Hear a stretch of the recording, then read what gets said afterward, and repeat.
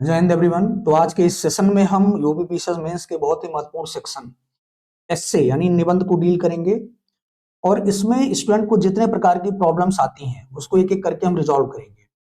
साथ ही एक ए to Z complete strategy बनाएंगे जिससे आप एस्से में 100 से लेके 110 मार्क्स स्कोर कर सकें। और यह कोई बड़ी बात नहीं है, यह सब कुछ डिपेंड करता है एस्से के राइटिंग स्किल पर, अप्रोच पर, टेक्निक पर, जिससे हम आज की क्लास में सीखेंगे। तो सबसे पहले हम देखेंगे कि इसका सिलेबस क्या है, यूपीपीसीएस में क्या निर्देश है इस पर, और फिर इस पर किस तरीके के प्रश्न पूछे जा रहे हैं, ट्रेंड क्या है, प्रीवियस ईयर क्वेश्चन क्या है। सबसे पहला इंस्ट्रक्शन ही है कि एस्से जो लिखा जाएगा वो 3 लैंग्वेज है, उनमें से कोई आप एक सेलेक्ट कर सकते हैं। या तो आप हिंदी में लिखिए एस्से को, इंग्लिश में लिखिए या उर्दू में लिखिए, लेकिन किसी एक ही लैंग्वेज में आपको पूरा एस्से कंप्लीट करना होगा। सिलेबस की बात करें तो देखिए 3 सेक्शन में पूरा सिलेबस बटा हुआ है। टोटल मार्क्स होता है इसका 150 और 3 सेक्शन में इसको डिवाइड करें तो हर सेक्शन से आपको 50-50 मार्क्स के क्वेश्चन अटेम्प्ट करने हैं। सेक्शन ए में 3 टॉपिक हैं, किसी एक पर आपको लिखना होता है, जैसे लिटरेचर एंड कल्चर, फिर सोशल स्फेयर, फिर पॉलिटिकल स्फेयर। इसी तरीके से सेक्शन बी में साइंस, टेक्नोलॉजी एंड एनवायरनमेंट है। इकोनॉमिक स्फेयर से क्वेश्चन आते हैं, कृषि, उद्योग एवं व्यापार यानी एग्रीकल्चर, ट्रेड एवं इंडस्ट्री से क्वेश्चन आता है। इसी तरीके से सेक्शन सी में नेशनल और इंटरनेशनल इंपॉर्टेंस के जो फेनोमिना है, जो इवेंट है, उससे क्वेश्चन बनता है। इसमें अंतर्राष्ट्रीय संबंध पर भी प्रश्न पूछा जाता है, या कोई घटनाक्रम घटी हो अंतर्राष्ट्रीय जगत में, राष्ट्रीय स्तर पर, उस पर प्रश्न बनता है। सेक्शन सी में जो दूसरा क्वेश्चन है वो नेचुरल कैलामिटीज पर है, प्राकृतिक आपदाओं पे, जैसे भूस्खलन हो गया, लैंडस्लाइड हो गया, अर्थक्वेक्स हो गया, फ्लड हो गया, ड्रॉट हो गया।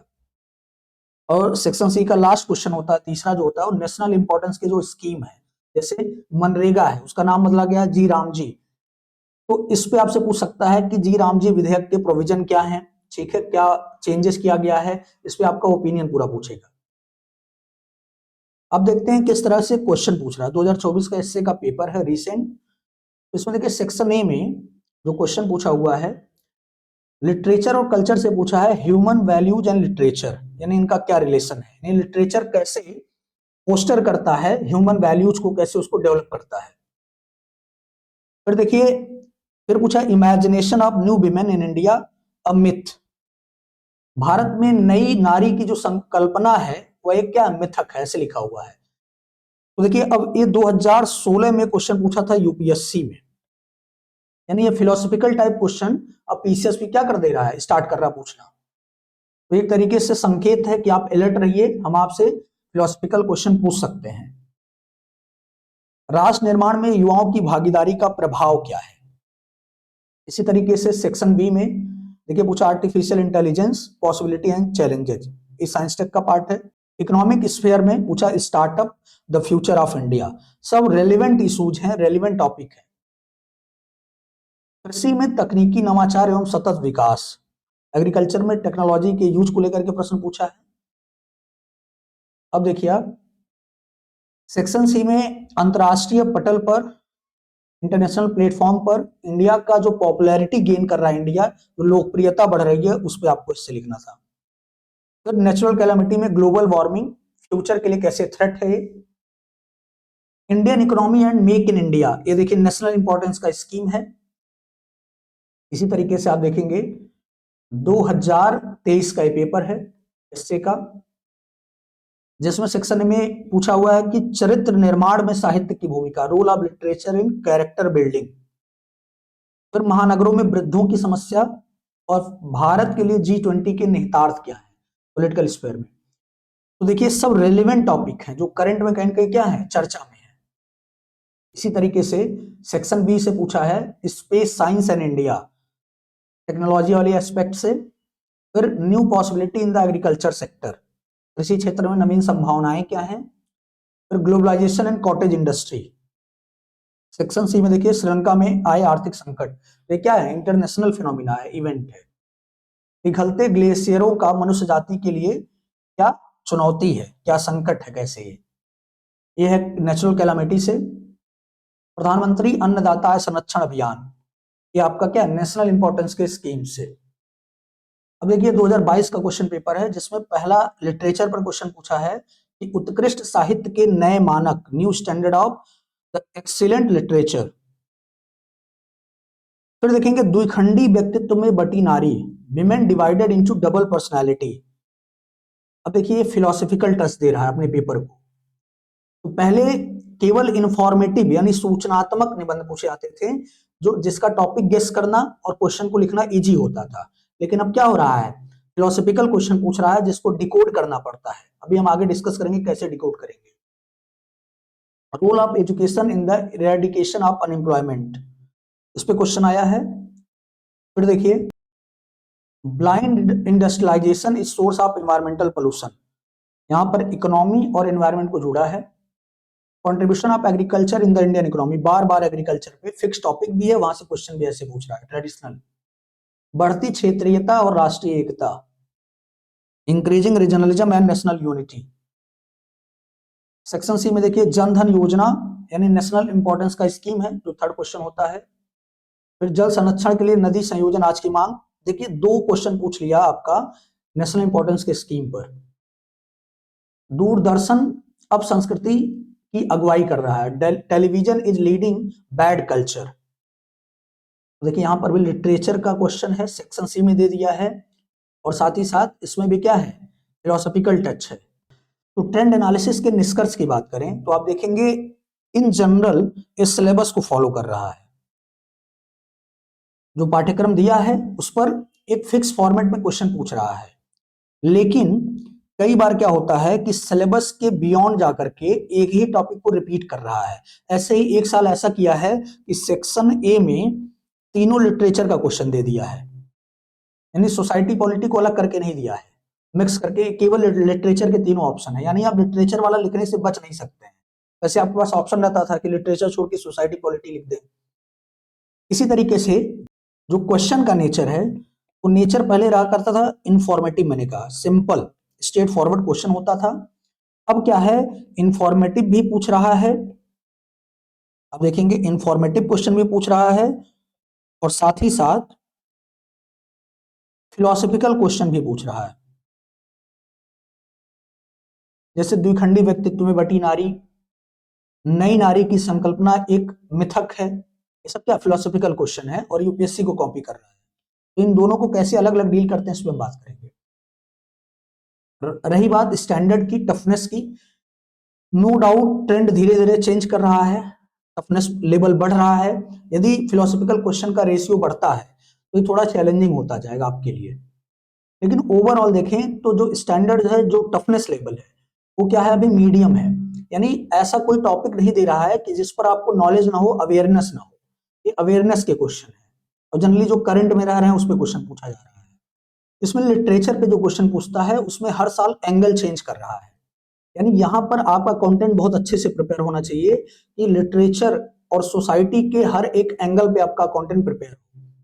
वहीं यदि सोसाइटी वाला देखें सेगमेंट या पॉलिटिकल इशू वाला जो सेगमेंट है, उसमें जनरली वही क्वेश्चन पूछ रहा है जो संवेदनशील मुद्दा हमारे लिए बना हुआ है, जैसे यूथ हो गए, विमेन हो गई। ठीक है, अब देखते हैं कि एसए है क्या एक्चुअली, और एसए कैसे जीएस से डिफरेंट होता है, इसका आंसर राइटिंग, इसका जो आंसर करने का तरीका है, और एसए को लेकर के किन बातों का हमें ध्यान देना है। तो कंप्लीट एंगल से हम बात करेंगे, हर एक पहलू पर डिस्कशन करेंगे। तो सबसे पहले देखिए एसए जो है यह निकला है एक फ्रेंच वर्ड एसेयर से। एसेयर फ्रेंच वर्ड है।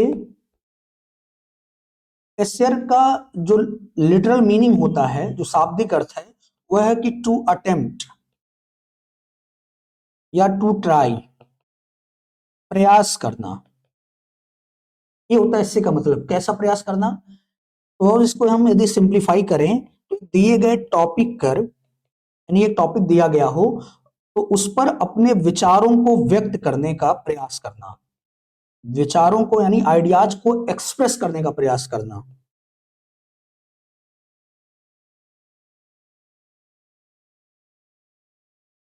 इसका मतलब एक टॉपिक देकर के उसमें एग्जामिनर आपसे चेक करना चाहता है कि उस विषय पर, उस टॉपिक पर आपके विचार कैसे हैं, मौलिक विचार क्या है। उससे ओवरऑल वो आपके नॉलेज डोमेन को, आपकी पर्सनैलिटी को, सब कुछ चेक कर लेगा एग्जामिनर। तो इसका मतलब एक निष्कर्ष से निकला कि एस्से का मतलब कोई एग्जैक्ट या एक्सीलेंट आंसर नहीं होता, कोई एग्जैक्ट आंसर नहीं होता है कि मैं बता दूं कि यही आंसर होगा इस क्वेश्चन का, ऐसे ही लिखना है। तो वो ऐसा कोई इसमें लास्ट माइल नहीं है, कोई ऐसा साध्य नहीं है कि जिसे आपको अचीव करना है। तो इससे में ध्यान क्या देना है, देखिए इसमें क्वाड्रिलेटरल रिमाइंडर बोलते हैं, यानी चतुर्भुजीय एक आपके लिए दिशा निर्देश है। 4 बिंदुओं को ध्यान में रखना है ऐसे लिखते समय। देखिए एक क्या है, सबसे पहले जिस टॉपिक पर आपसे इससे लिखने को कहा गया है उस पे कंटेंट रिमाइंडर आपको ध्यान में रखना है कि कंटेंट में क्या देना है क्या नहीं देना है, कैसे कंटेंट को अभिव्यक्त करना है। दूसरा होता है इमोशनल एस्पेक्ट या इमोशन एस्पेक्ट, भावनात्मक पक्ष। तो एक हो गया कंटेंट, एक हो गया इमोशन एस्पेक्ट, भावनात्मक पक्ष। तीसरा होता है अप्रोच यानी मेथड क्या होगा, जो आपका दृष्टिकोण क्या होगा, ठीक है। चौथा होता है आपका प्रेजेंटेशन। तो 4 चीजों पर आपको ध्यान देना होता है निबंध लिखते समय। अब एक एक को हम समझते हैं। जैसे पहला है कंटेंट। कंटेंट में क्या होता है कि एक तो उस टॉपिक पर आपके पास सफिशिएंट इंफॉर्मेशन हो, वह इंफॉर्मेशन फैक्ट, कॉन्सेप्ट, तथ्य, अवधारणा इस रूप में हो।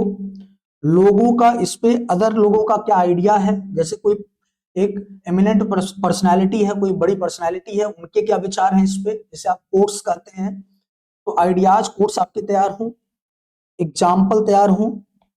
एक तो आपसे मांगा जाता है इंफॉर्मेशन। दूसरा जो होता है कंटेंट में, वो देखा जाता है जो सबसे इंपॉर्टेंट है, वो होता है विचार, ठीक है। विचार, थॉट क्या है आपके इस पे, सबसे महत्वपूर्ण है थॉट्स। जबकि यह विचार जो है आपका, यही आपकी मौलिकता को अभिव्यक्त करेगा, कितने आप नेचुरल हैं, किस तरीके से आप सोचते हैं। तो इसलिए चेक किया था, विचार थॉट आपके चेक किए जाते हैं। इसी विचार से संबंधित होता है तर्क, आर्गुमेंट जो आप करते हैं। तो यही यहां पर आपको प्राथमिक तर्क देने हैं, जो सबसे इंपॉर्टेंट तर्क हैं, उसी को आपको एक्सप्रेस करना होता है, लिखना होता है। और एक चीज ध्यान देना है कि जब भी तथ्य और तर्क, इंफॉर्मेशन और विचार आप प्रेजेंट करते हैं तो इसमें रेशियो होता है 90:10 का। 90% होना चाहिए विचार, तर्क होने चाहिए, और 10% बस आपका होता है इंफॉर्मेशन। तो यानी जो फैक्ट, कोट्स, एग्जाम्पल ये सब आप लिखते हैं, मेंशन करते हैं, उसको वेटेज केवल 10% देंगे पूरे हिस्से में। अभी हम एक एग्जाम्पल लेके आपको समझाएंगे भी, पूरे थियरी को अप्लाई करेंगे उस पर। दूसरा होता है इमोशन एस्पेक्ट। इमोशन में 2 चीजें, एक आपके एंगल से, एक एग्जामिनर के। आपके एंगल से क्या देखना होता है कि पूरे राइटिंग के दौरान आप इमोशनली बैलेंस अप्रोच रखें, संतुलित आपका भावना होना चाहिए, एक तरफा कहीं राइटिंग नहीं करेंगे, वन साइडेड राइटिंग नहीं होगी। वैसे आपसे पूछा है कि आधुनिक नारी की संकल्पना भारत में एक मिथक है, तो आप यही नहीं कि मिथक को सिद्ध कर दीजिए, ठीक है। यानी बैलेंस होना चाहिए, संतुलित होना चाहिए, एक तरफा नहीं होगा। दूसरा इसमें ध्यान देना है, इमोशन एस्पेक्ट में आपका पेशेंस एक्टिव रहे, यानी धैर्य आपका बने रहना चाहिए।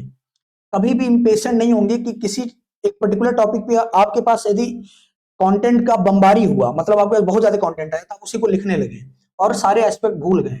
इमोशनल नहीं होना है कि किसी एक डायमेंशन पर आपने बहुत ज्यादा राइटिंग कर दी क्योंकि वो आपको आता है, तो ऐसा नहीं करना है। पेशेंस बना के रखना है, संतुलन साधे रखना है। और सबसे महत्वपूर्ण चीज ये है कि बॉडी पार्ट में लिखते समय ही या स्टार्टिंग में ही आप जजमेंटल नहीं होंगे, किसी निष्कर्ष पे नहीं पहुंच जाएंगे तत्काल। निष्कर्ष अंतिम चरण है इसका, इससे राइटिंग का। तो आरंभ में या आरंभिक चरण में या मध्यवर्ती चरण में, आप मिडिल फेज में राइटिंग करते समय कहीं पर भी आप जजमेंटल नहीं होंगे, निष्कर्ष नहीं देंगे कि ऐसा गलत है, ऐसा सही है, इस तरीके से। अब बात करें एग्जामिनर के पॉइंट ऑफ व्यू से, आपको क्या ध्यान रखना है, अपने आप को मेंटली प्रिपेयर करना है इसके लिए कि एग्जामिनर को सबसे बड़ी चीज है कि इंटरेस्ट आना चाहिए, उसकी रुचि हो। जैसे वो कोई मूवी देख रहा है, जैसे हम देखेंगे कि आजकल ऐसे वेब सीरीज आ रहे हैं जिसके 10-10 सीजन होते हैं, हम रातों रात क्या करते हैं, सारे सीजन देख जाते हैं। क्यों? क्योंकि उसने हमें एंगेज किया, हमारे साइकी को समझा, हमारे मनोविज्ञान को समझा, और उसी हिसाब से अपने कंटेंट को प्रेजेंट किया, सब्जेक्ट का चुनाव किया और वैसे आर्टिकुलेट किया। तो इंटरेस्ट उसको कब आएगा, जब आप उसको विजुअलाइज करा पाए। ये आपकी कला है कि जब वो पढ़े तो चीजों को विजुअलाइज करे, वो कनेक्ट कर पाए अपने आसपास के एनवायरनमेंट से। और सबसे महत्वपूर्ण चीज है इसमें एग्जामिनर के पॉइंट ऑफ व्यू से इमोशनल एस्पेक्ट का, वह ये है कि आपका आर्टिकुलेशन पावर मजबूत होना चाहिए। इसको आप करिए यदि नहीं मजबूत है, आर्टिकुलेट करना यानी अपने आर्टिकल को व्यवस्थित ढंग से रखना, अभिव्यक्त करना, आर्टिकुलेशन। इसी तरीके से एसए का थर्ड पॉइंट है जो क्वाड्रिलेटरल रिमाइंडर में फॉर्मूला है आपका, वो है अप्रोच। आपका मेथड क्या है। अब अप्रोच में देखिए आपको क्या करना है,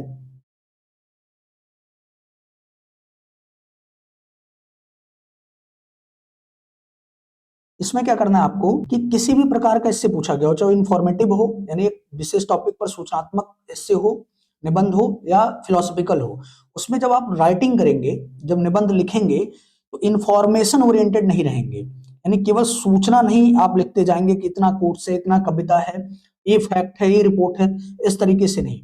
इसमें आपको क्या रखना है, एनालिटिकल अप्रोच रखना है। और कंटेंट में हम पहले भी बता चुके हैं कि 90% विचार या तर्क होने चाहिए, थॉट्स या लॉजिक होना चाहिए, आर्गुमेंट होना चाहिए, 10% में बस इंफॉर्मेशन होगा।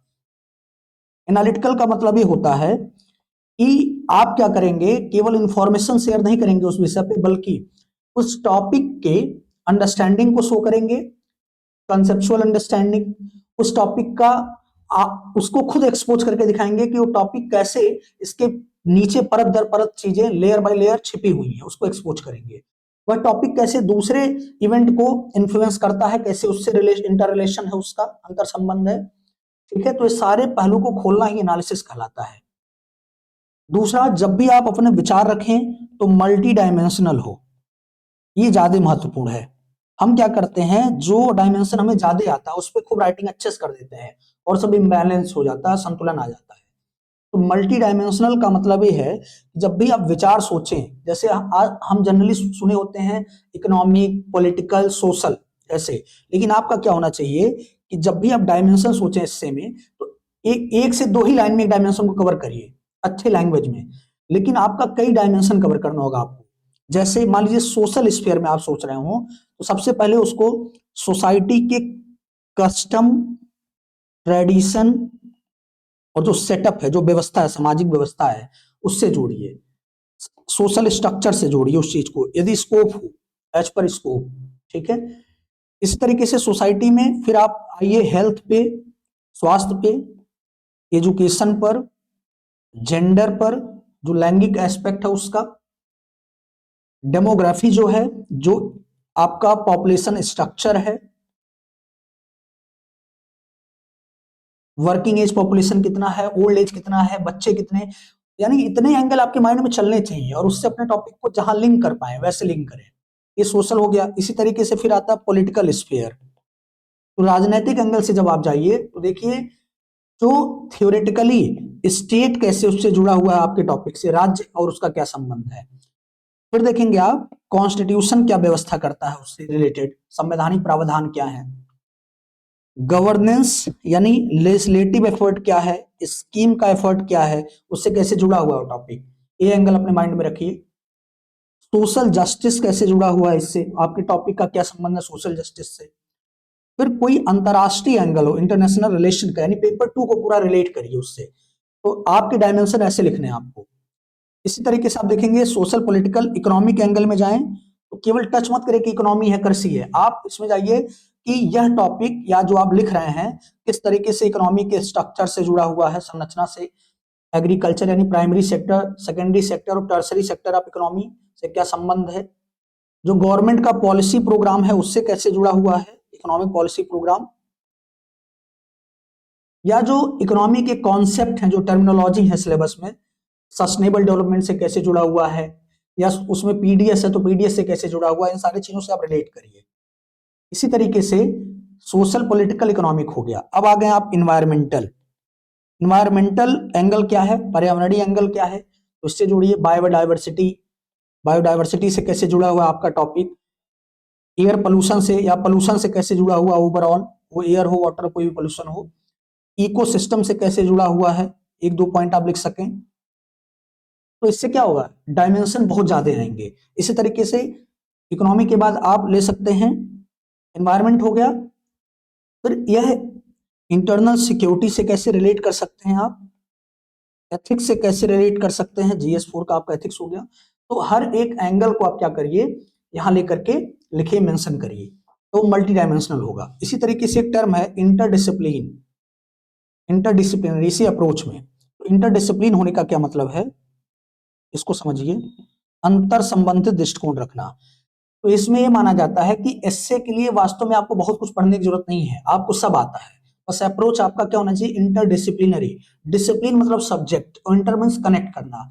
तो जितने ही पेपर हैं आपके, जैसे मान लीजिए GS1 है, GS2 है, GS3 है, GS4 है आपका, GS5 है, GS6 है, तो इन सबको लाइए एक जगह, ब्रिज करिए, जितना आप पढ़े हैं वो हो जाएगा आपका एस्से। यानी उसी नॉलेज को ब्रिज करना एक पर्टिकुलर तरीके से, ठीक है। तो ये इंटरडिसिप्लिनरी अप्रोच है। यानी आप लिख रहे हैं महिला पे निबंध, तो उसको प्रौद्योगिकी से लिंक करना, उसको एथिक्स से लिंक करना, फिलॉसफी से लिंक करना, थिंकर से लिंक करना, ये सारे GS पेपर 5-6 से लिंक करना, ठीक है, जो यूपी स्पेशल है। तो ये इंटरडिसिप्लिनरी अप्रोच कहलाता है, ये सबसे महत्वपूर्ण है इससे का। यदि किसी के पास इंटरडिसिप्लिनरी अप्रोच है, तो मान लीजिए बहुत कम जानता हुआ व्यक्ति इससे में अच्छा नंबर ला सकता है। इसी तरीके से अप्रोच वाले फॉर्मूले में एक चीज और आपको ध्यान रखना है, वो है कि इससे लिखते समय आपके माइंड में हरदम रहना चाहिए कि आप एक प्रॉब्लम को डील कर रहे हैं एक टॉपिक पर, और एक फाइनली आप करते करते एक सोल्यूशन तक पहुंचेंगे। सॉल्यूशन सेंट्रिक अप्रोच होना चाहिए। लास्ट में आपको उसमें अपना सोल्यूशन देना है, सजेशन देना है, उसके बाद कंक्लूड करना होता है, स्टैंड लेना होता है। इससे राइटिंग में चौथा पॉइंट है जो आपको ध्यान देना है, वो है प्रेजेंटेशन, प्रस्तुतिकरण। इसमें क्या ध्यान देना है, पहले सबसे पहले आपके कंटेंट में यानी जो आप लिख रहे हैं इससे, उसमें फ्लो होना चाहिए, धारा प्रवाह हो। दूसरा, उस एस्से का एक स्ट्रक्चर हो, उसके आंसर का क्या हो, स्ट्रक्चर हो, एक संरचना हो। और एक पहलू होता है लैंग्वेज, भाषा। इसमें क्या ध्यान, तीन चीजों पर ध्यान देना प्रेजेंटेशन पर बात करते हुए। देखिए कंटेंट फ्लो कैसे बनेगा, यह बनेगा एक तो आर्टिकुलेशन, जो आपका पार है, जो आर्टिकुलेट करने का जो आपकी शक्ति है, उस पर डिपेंड करेगा। पहले ही मैंने बताया, यही इंटरेस्ट क्रिएट करता है। और दूसरा जो होता है, इसमें एक फॉर्मूला हम आपको बता रहे हैं, जिसके बेसिस पर आप क्या करिए, कंटेंट में फ्लो बना सकते हैं। अब देखिए ध्यान से, मैं क्या बता रहा हूं, कंटेंट में फ्लो कैसे बनाए। दूसरा पॉइंट इसमें स्ट्रक्चर है, फिर लैंग्वेज है प्रेजेंटेशन में। ऐसे देखेंगे, ऐसे दो तरह के होते हैं, एक होता है इंफॉर्मेटिव,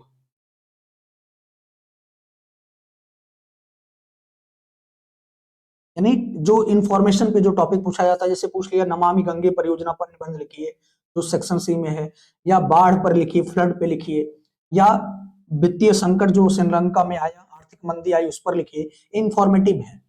वहीं पर ओपन एंडेड क्या है, फिलोसफिकल क्या है, दूसरा।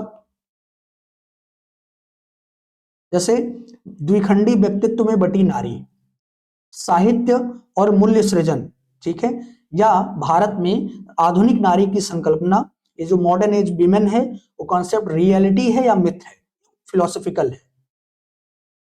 तो देखिए इंफॉर्मेटिव में यदि आपको बॉडी पार्ट में या कहीं एस्से में फ्लो बनाना हो, तो उसके लिए आपको मैं फॉर्मूला बता रहा हूं। आपके माइंड में पहले आना चाहिए व्हाट एस्पेक्ट, बॉडी पार्ट की बात है, इंट्रो कंक्लूजन जो है, इंट्रो बॉडी कंक्लूजन, उसका एक स्ट्रक्चर है एस्से का, उसको मैं अभी डील करके समझाऊंगा कैसे करते हैं। लेकिन जब आप बॉडी पार्ट में जाएंगे, या कर सकते हैं इंट्रो में ही, वहीं से आप यदि फ्लो बनाना चाहते हैं, तो आप इंफॉर्मेटिव एस्से पर एक सोचिए, व्हाट क्या है टॉपिक, स्टेटस या ट्रेंड इसका क्या है, ठीक है, व्हाट एस्पेक्ट और स्टेटस और ट्रेंड, यहां से स्टार्ट करेंगे। उसके बाद आ जाएंगे वाई एस्पेक्ट, क्या रीजन है, कॉजेज क्या है इसके पीछे। उसके बाद आ जाएंगे आप इंपॉर्टेंस या सिग्निफिकेंस, मैं ओवरऑल फॉर्मूला बता रहा हूं आपको, इंपॉर्टेंस या सिग्निफिकेंस। फिर आ जाएंगे आप चैलेंजेज या कंसर्न या इशूज, मुद्दे क्या हैं, समस्याएं क्या हैं, चुनौतियां क्या हैं। उसके बाद इसको टैकल करने के लिए गवर्नमेंट क्या एफर्ट कर रही है, और लास्ट में आपका वे फॉरवर्ड जो होता है, सजेशन क्या है, ये मायने रखता है इसमें, और अंततः क्या होगा, कंक्लूजन होगा, एक निष्कर्ष होगा। तो देखिए अब इसमें ध्यान क्या देना है, यदि ओपन एंडेड क्वेश्चन है, जैसे दे दिया कि भारतीय राजनीति में यूथ की, युवाओं की भूमिका, ओपन एंडेड है लेकिन इंफॉर्मेटिव नेचर का, स्ट्रेट फॉरवर्ड आपसे पूछा हुआ है भूमिका। तो इसमें क्या करेंगे, यूथ कौन है, भारतीय राजनीति क्या है, उसका स्टेटस क्या है, ट्रेंड क्या है यूथ और भारतीय राजनीति के संबंध का, इंपॉर्टेंस क्या है यूथ का राजनीति में आने का, चैलेंजेस क्या उनसे रिलेटेड, गवर्नमेंट एफर्ट क्या कर रही है, सोल्यूशन क्या है, इतने डायमेंशन है। कई बार क्या करता है, आपको ऐसे सब लिखने हैं, बराबर बराबर देने हैं, दो दो तीन तीन पैरा करके आपको 5-6 पेज भरना है, 7 पेज का होता है, तो एक पेज इंट्रो में, एक पेज आप कंक्लूजन में, आधा पेज छोड़ दीजिए, और सारा आपको 5 पेज भरना है इसमें। तो आप एक एक पेज आप लेके चलेंगे, तब भी आपका क्या हो जाएगा, एक कवर कर लेगा पूरा। अच्छा, कई बार क्या होता है, ऐसे दे देता है भारतीय राजनीति में युवाओं की भूमिका, आगे ले देता है महत्व और चुनौतियां, केवल 2 पूछा है, इंपॉर्टेंस और चैलेंजेस, सिग्निफिकेंस और चैलेंजेस। तब क्या करेंगे, फॉलो यही करेंगे हम, यही ऑर्डर। बट ये जो अदर एस्पेक्ट नहीं पूछा है, वो 3 से 4 लाइन का एक एक पैरा बस लिखा जाएगा, 3 से 4 लाइन का एक पैरा बस होगा, ये 3 से 4 लाइन का एक पैरा बस होगा जो नहीं पूछा है, और जो पूछा हुआ उसी पर पूरा फोकस कर जाएंगे, उसमें डायमेंशन बाय डायमेंशन डेप्थ में घुसेंगे। ठीक है, तो ये समझ गए होंगे आप कि ये यदि इंफॉर्मेटिव सूचनात्मक प्रकृति का यदि निबंध पूछ रहा है तब ऐसे डील करेंगे फ्लो बनाने के लिए। लेकिन यदि फिलोसफिकल है, दार्शनिक तरह का निबंध है, तो उसमें आपको क्या करना होगा, 2 चीजें ध्यान में रखनी है। उसका फॉर्मूला ये है, पहला, आप पास्ट, प्रेजेंट और फ्यूचर ओरिएंटेड सोचेंगे। पास्ट में वो चीज क्या था, कैसे था, प्रेजेंट में क्या है, कैसे, और फ्यूचर में क्या हो सकता है। तो पास्ट, प्रेजेंट, फ्यूचर के एंगल से देखेंगे। जैसे भारत में आधुनिक नारी की संकल्पना मिथ या रियलिटी, वास्तविकता है या एक मिथक है। तो आप जब इस पे निबंध लिखेंगे तो एक एंगल आपका जाएगा पास्ट में, एक आएगा प्रेजेंट में, फिर फ्यूचर में जाएगा, क्या हो सकता है, क्या करना चाहिए। लेकिन पास्ट और फ्यूचर पे 2 से ज्यादा पैरा मत लिखिए आप, मैक्सिमम मेजर फोकस होगा आपका प्रेजेंट पे। और एक चीज और, जब भी पास्ट, प्रेजेंट, फ्यूचर लिखिए तो आपको किस तरीके से सोचना है, एक कि इंडिविजुअल लेवल पर, व्यक्तिगत स्तर पे वह टॉपिक कैसे संबंधित है, फिर कम्युनिटी लेवल पर कैसे रिलेटेड है, सामुदायिक स्तर पे या समाज के स्तर पे कैसे संबंधित है वो टॉपिक। अभी मैं एक एग्जांपल लूंगा तो क्लियर हो जाएगा, कम्युनिटी लेवल पे कैसे संबंधित है, फिर आपका नेशनल लेवल पे कैसे संबंधित है, राष्ट्रीय स्तर पे, फिर आपका इंटरनेशनल लेवल से क्या इसका रिलेशन है टॉपिक का। और सिंपल वर्ड में कहें कि जब भी आप पास्ट में लिखिए कि आधुनिक नारी की संकल्पना मिथ या रियलिटी, तो आप उसमें सोचिए कि इंडिविजुअल एग्जांपल दीजिए कि क्या ऐसा पास्ट टाइम में कैसा, या कोई पर्टिकुलर विमेन ऐसी रही हैं जो एग्जांपल देती हैं रियलिटी का कि ये वास्तविकता है। उसी तरीके से सामुदायिक स्तर पे किन समाज में, किस कम्युनिटी में, किस समाज में आधुनिक नारी की संकल्पना पास्ट में रही है, राष्ट्रीय स्तर पे क्या रही है, यदि इंडियन नहीं लिखा है तो इंटरनेशनल पे जाएंगे। ऐसे प्रेजेंट में सोचिए, तब व्यक्तिगत स्तर पर आज वर्तमान में कौन महिलाएं आधुनिक नारी की संकल्पना को साकार कर रही हैं, सामुदायिक स्तर पर क्या इनका स्टेटस है, राष्ट्रीय स्तर पे क्या है, इंटरनेशनल लेवल पे क्या है। फ्यूचर में भी जब जाएंगे तो यही फॉलो करना है। लेकिन अब मैं बताऊं, यह प्रैक्टिकली पॉसिबल नहीं है कि हर डायमेंशन को आप उस प्रेशर में, बहुत कम लोग कर भी लेते हैं लेकिन उनकी संख्या कम है, तो आप प्रैक्टिकली इस चीज को वहां पे रेप्लिकेट कर पाए तो ये थोड़ा टफ है। लेकिन आप क्या कर सकते हैं, कहीं यदि आप फॉलो कर पाइए या ना कर पाइए, लेकिन एटलीस्ट आप प्रेजेंट में तो जरूर करिए, individual, community level, national level और इंटरनेशनल लेवल। ठीक है, इस पर कंटेंट को प्रेजेंट करिए। तो हम बात करते हैं प्रेजेंटेशन की, तो एक हो गया कंटेंट में फ्लो कैसे बनाए। तो हमने 2 कैटेगरी में आपको इंफॉर्मेटिव एस्से और फिलोसफिकल एस्से का फॉर्मूला बता दिया। स्ट्रक्चर देखिए, स्ट्रक्चर एक होता है स्टार्ट करना, इंट्रोडक्शन का कोई मतलब नहीं, मतलब स्टार्ट कैसे आप एस्से को, बंद को कर रहे हैं। तो इंट्रोडक्शन जो होता है, ये याद रखिए कि 10% से ज्यादा आप नहीं लिखेंगे। यदि 700 शब्द का है तो 70 से 80 शब्द, और बहुत आप जाएं तो 1 पेज में जाएं, उससे ज्यादा इंट्रो नहीं जाना चाहिए, आपका ही माइंड में रखना है। इंट्रो कैसे लिखते हैं, शुरू कैसे करते हैं, इससे को अभी मैं बताऊंगा। बॉडी पार्ट, फिर है कंक्लूजन। ऐसे ही कंक्लूजन के लिए है कि आप आधा पेज से ज्यादा कंक्लूजन मत लिखिए, हाफ पेज से ज्यादा नहीं लिखना है कंक्लूजन। वो भी यदि आधा पेज लिख रहे हैं तो ये भी 2 पैराग्राफ में होना चाहिए, 1 पैराग्राफ में नहीं लिखेंगे कंक्लूजन। और बॉडी पार्ट आपका क्या हो गया, पूरा पेजेज हो गए। इसमें क्या करना आपको, स्ट्रक्चर में कोई भी पैराग्राफ्स 4 से 5 लाइन से ज्यादा तो मत रखिए आप, 5 लाइन मैक्सिमम होना चाहिए एक पैराग्राफ का, पैरा में ब्रेक करके लिखिए। और इसमें फ्लो कैसे बनेगा, आप कनेक्टिंग वर्ड यूज करिए। कनेक्टिंग वर्ड जैसे यदि आप एक पैराग्राफ से मूव कर रहे हैं दूसरे पैराग्राफ पे, तो आप कह सकते हैं उपर्युक्त की तरह, या हाउएवर इसलिए, इस तरह, क्योंकि। आप ऐसे कनेक्ट करिए अपने एक एक पैराग्राफ्स को, इससे फ्लो बनेगा स्ट्रक्चर में। अब देखिए लैंग्वेज की बात करें तो एस्से में मेन है कि आप अपने विचार को अभिव्यक्त कर रहे हैं जो एग्जामिनर को समझ में आना चाहिए। तो लैंग्वेज बहुत हाई फाई नहीं होना चाहिए, टफ वर्ड नहीं यूज करेंगे और सतही भाषा का प्रयोग नहीं करना। इसमें स्टैंडर्ड होना चाहिए लैंग्वेज का। स्टैंडर्ड मतलब जो आपका एक साधारण जो आपका कम्युनिकेशन होता है, फॉर्मल कम्युनिकेशन होता है, फॉर्मल कम्युनिकेशन करना, इनफॉर्मल नहीं। और फॉर्मल कम्युनिकेशन में बहुत बड़ा रोल होता है कि आपके पास कितने ज्यादा वोकैब हैं, प्रोवर्ब हैं या फ्रेजेज कितने हैं आपके पास, इन सबका प्रयोग करना चाहिए इसमें। और लैंग्वेज इंप्रूव करने का बेस्ट तरीका है कि आप पीवाईक्यू जो एसए का हो, जीएस के हैं सारे, आप उसके लैंग्वेज को, उसके सेंटेंस को रटिए, लर्न करिए, सीखिए उससे। तो ये रहा एसए का बेसिक रूल्स। अब देखते हैं हमें एसए को लेकर के ओवरऑल स्ट्रेटेजी क्या रखनी है। ये तो एसए की समझ हो गई आपकी। देखिए सबसे पहले कभी भी जब एसए के पेपर को डील करने जाइए तो 3 सेक्शन है, 3 आवर्स में देखिए आपको 3 घंटे में आपको 3 एसए लिखना है। और एक एसए कितने का, 700 वर्ड का है, 700 वर्ड्स का है। 3 घंटे आपके पास, यानी 1 घंटे में एक एस्से लिखना है 700 वर्ड्स का।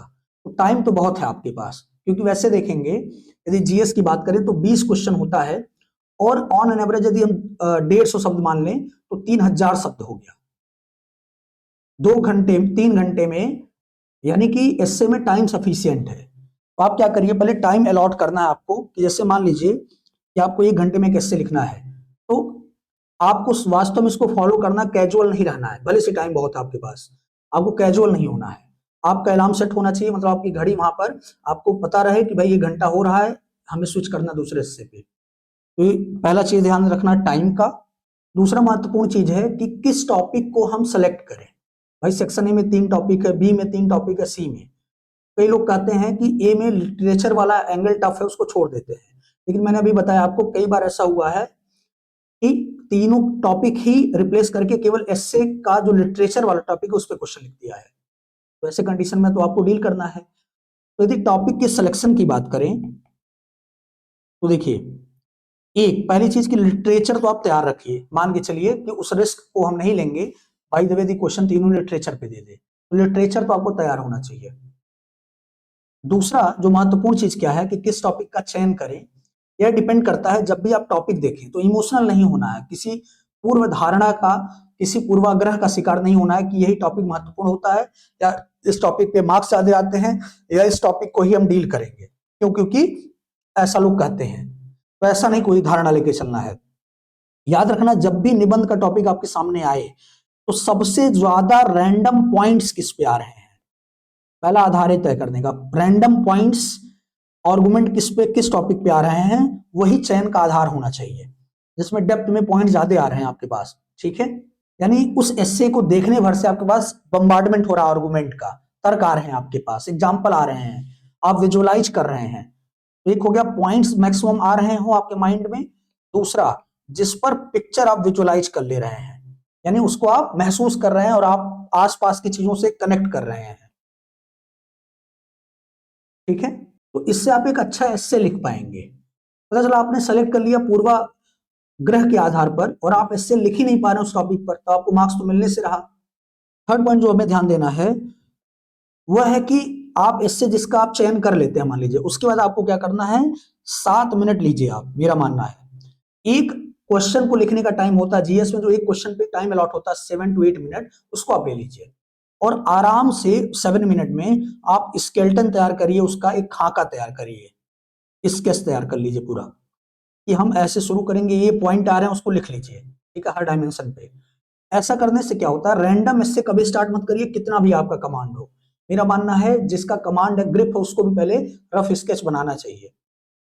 स्केलेटन बना लेने से होता क्या है कि पहली बार जब किसी टॉपिक पर सोचते हैं तो एक तो आपके सारे पॉइंट ऑलमोस्ट आ जाते हैं, और यदि नहीं आते हैं तो दूसरी बार रिवीजन के समय वो क्लिक करता है, पहली बार क्लिक नहीं करता है। तो दूसरी बार जब लिखने जाएंगे आप स्केलेटन बनाने के बाद, तो रिकॉल होने लगता है वो पॉइंट, और कुछ इंपॉर्टेंट पॉइंट आते हैं, कुछ आइडियाज आते हैं इंटरलिंक करने के। क्योंकि माइंड जो है एक बार रन कर जाता है, उसके बाद इसका रिवीजन होते समय क्या होता है, यह चीजों को रिकॉल करना, रिकनेक्ट करना स्टार्ट कर देता है, कुछ इनोवेशन लाना स्टार्ट कर देता है। इसलिए स्केच जरूर बनाए, स्केलेटन जरूर बनाए। स्केलेटन बनाने का भी तरीका मैं आगे डिस्कस करूंगा। चौथा पॉइंट जो है, अच्छा हाँ, स्केलेटन में एक चीज ध्यान देना, उसी मल्टी डायमेंशनल इंटरडिसिप्लिनरी अप्रोच के साथ आपको स्केलेटन बनाना है, उसी तरीके से आप एस्से लिखेंगे भी जैसा स्केलेटन बनाएंगे। चौथा पॉइंट है कि कभी भी एस्से की शुरुआत और उसकी एंडिंग इंफॉर्मेशन से नहीं करना है। इंफॉर्मेशन यानी सूचनात्मक दृष्टिकोण से या सूचना दे करके एस्से शुरू मत करिए और कभी अंत मत करिए, महत्वपूर्ण है। तो किसी फैक्ट, रिपोर्ट, डेटा से एस्से को एंड नहीं करेंगे, स्टार्ट नहीं करेंगे। क्लियर हो गया? क्योंकि यही इंगेज करता है, यही लास्ट इंपैक्ट छोड़ता है एग्जामिनर पे। अब हम कुछ और महत्वपूर्ण चीजों पर बात कर लेते हैं कि ये तो हो गया एस्से लिखने का आपका जो तरीका है, क्या क्या ध्यान रखना है, क्या स्ट्रेटजी अपनानी है। एस्से में जैसे एक महत्वपूर्ण चीज आता है माइंड में कि एस्से की तैयारी कब से स्टार्ट करें। क्या जो लोग बिगिनर हैं, जो तैयारी अभी स्टार्ट किए हैं, जीएस नहीं कंप्लीट हुआ, तो क्या हमें स्टार्ट कर देना चाहिए एस्से का, एस्से लिखना या उसको तैयार करना। और जो मेंस लिख रहे हैं, जो प्रीलिम्स निकाले हैं, तो उनका क्या, उनके माइंड में आता है कि हम एस्से कब से लिखें, पहले जीएस को रिवाइज कर लें तब लिखें या स्टार्टिंग से लिखें। तो उनके लिए आंसर क्या है, देखिए पहली बात कि एस्से जीएस का आंसर नहीं है। एस्से में आपको उतना इंफॉर्मेशन की जरूरत नहीं है, एस्से में चाहिए विचार, आपके थॉट। और जीएस में जो आप काम करते हैं, मान के चलिए वहां इंफॉर्मेशन की लोडिंग होती है, वहां पर विचारशील आप बहुत कम होते हैं, थॉट आपके बहुत कम आते हैं। तो इसलिए आप जीएस पर उसको डिपेंडेंट बना करके मत तैयार करिए, यानी जीएस तैयार हो जाएगा तब एस्से तैयार करेंगे, नहीं। मेरा मानना है कि एस्से का जो टॉपिक है उसको लीजिए जो प्रीवियस ईयर क्वेश्चन में पूछा गया है। यदि आप दे रहे हैं इस बार एग्जाम, तो नहीं दे रहे हैं तो क्या करिए कि उस टॉपिक पर आप पहले अच्छा एस्से लिखने का प्रयास मत करिए। यदि आप बिगिनर हो तो अच्छा एस्से नहीं लिखना है, आपको क्या करना, केवल पॉइंट ले आइए, विचार लाइए, यानी बिना फैक्ट भी आ रहा है उसको भी किनारे नोट करते रहिए। देखिए कितने तरीके से कहां कहां से विचार आ रहे हैं, उस पर जोर दीजिए विचार लाने पे। उसको लाने के बाद आप क्या करिए, with in time, second time उसको लिखने का प्रयास करिए, नेचुरल तरीके से लिखिए। क्योंकि ये एस्से में आपके मौलिक विचार चेक होते हैं, इंफॉर्मेशन की लोडिंग नहीं चेक होती है। और इसी के डर से हम लोग तैयारी नहीं, एस्से का हम सोचते हैं जब जीएस कंप्लीट हो जाएगा तभी हम तैयार करेंगे, नहीं। आप विचार लाइए, ठीक है, क्योंकि विचार लाना ब्रेन स्टॉर्मिंग का एक पार्ट है, वो अचानक रैंडम नहीं होता है।